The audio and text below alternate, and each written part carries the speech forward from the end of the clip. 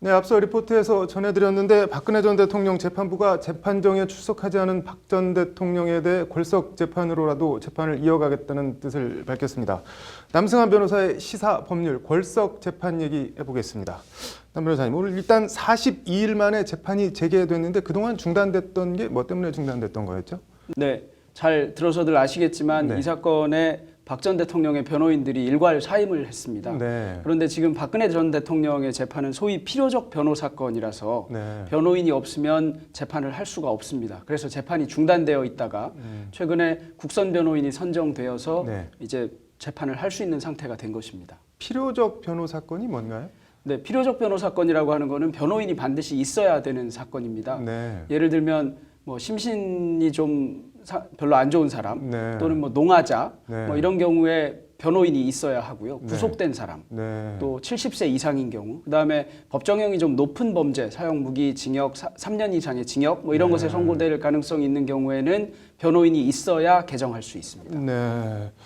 오늘 재판부 분위기를 보니까는 뭐 법정에 나오지 않은 박 전 대통령에 대해 상당히 불쾌한 기색이 역력하던데 이렇게 구속된 피고인이 본인 재판에 나오지 않는 거는 상당히 이례적인 거 아닌가요?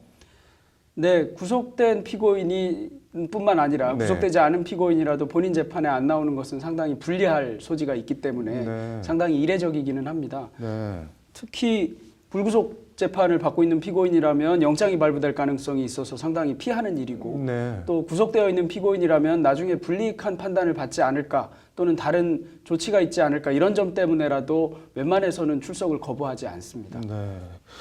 법원이 뭐 어쨌든 골석 재판으로라도 진행하겠다는 뜻을 밝혔는데 골석 재판 이게 정확하게 뜻이 어떻게 되는 건가요? 형사소송법에서 정하고 있는 것인데요. 네. 피고인이 출석하지 않은 상태에서 재판을 하는 것을 말합니다. 네. 형사소송법은 민사소송과 달리 당사자 본인, 피고인이 출석하지 않으면 개정할 수가 없습니다. 네. 민사사건의 경우에는 대리인이 출석하면 소송을 진행할 수가 있는데 네. 형사사건의 경우에는 피고인 본인이 출석하지 않으면 변호인이 출석한다 하더라도 재판을 할 수가 없거든요. 네.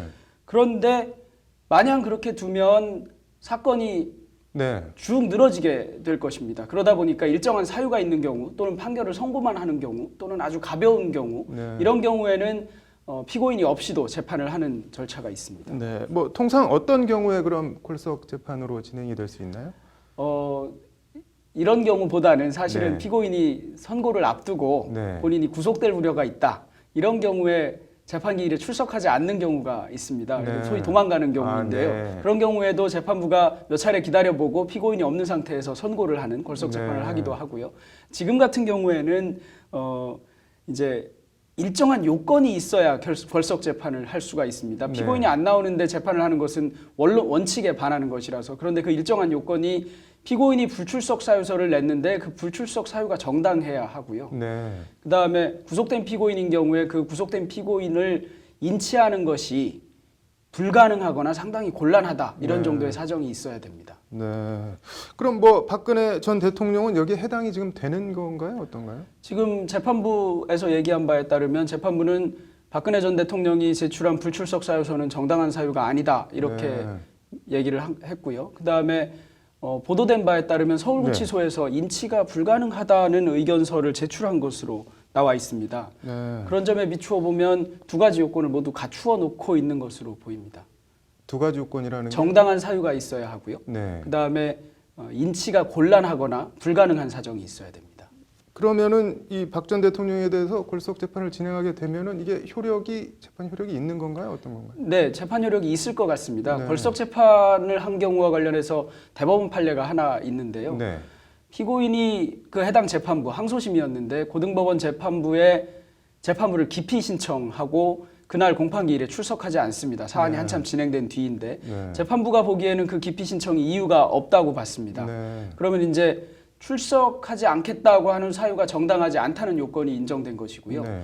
또 인치가 불가능하거나 곤란하다는 사정이 있었는가와 관련해서 그 재판부는 그날 출석한 교도관에게 물어봤습니다. 네. 그때 교도관이 뭐 피고인이 안 나온다고 하더라. 이런 네. 사정을 들어서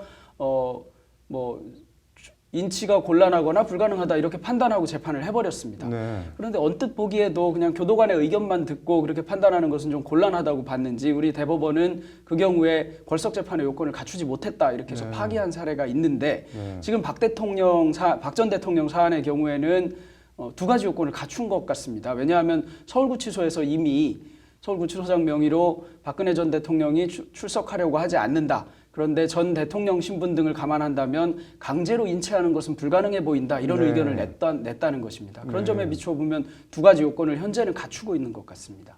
박근혜 전 대통령의 경우에는 네. 재판부가 출석하지 않겠다는 사유가 정당하지 않다고 이미 판단한 것 같습니다. 네. 그런데다가 구치소에서도 네. 박근혜 대통령을 인치해서 법정에 갖다 놓는 것, 소위 인치하는 것이 불가능하다 이렇게 네. 의견을 냈습니다. 소위 사유의 정당성 그리고 인치의 불가능성 두 가지 요건이 모두 갖춰진 거에 해당합니다. 네. 그럼 걸석 재판으로 진행을 해도 문제가 없다는 뜻인 거네요? 뭐 현재 재판부는 그렇게 할 요건을 갖추어 놓고 있는 것 같습니다. 네. 뭐 국선 변호인 접견도 거부하고 재판정에도 나오지 않고 말 그대로 재판 자체를 거부하고 있는 것 같은데 박 전 대통령 뭐 의도나 이런 거 어떻게 보고 계신가요? 네, 뭐 사실은 계속 일관된 것 같습니다. 네.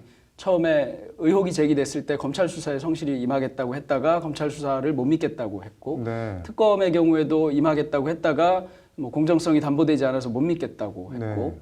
헌법재판의 경우에도 마찬가지였습니다. 네. 성실히 임하겠다고 했다가 나중에 자체가 뭐 불공정하다 이런 네. 취지의 프레임을 만들고 있었던 것 같거든요. 지금 네. 재판의 경우에도 마찬가지 같습니다. 처음에는 뭐 성실히 임하겠다고 분명히 말씀하셨고 그렇게 네. 하다가 구속기간 연장과 관련해서 바로 공정성 문제를 제기하고 더 이상 그렇지 않다 이런 프레임을 제기하고 있는 것 같은데요. 당연히 걸석 재판으로 갈 경우에 불리함을 감내하고서라도 본인의 지지자들에 대한 어떤 메시지를 던지거나 네. 또는 이 부분을 어차피 본인에게 중형이 선고될 것이다 라는 판단하에 형량을 조금 줄이는 것은 큰 의미가 없다.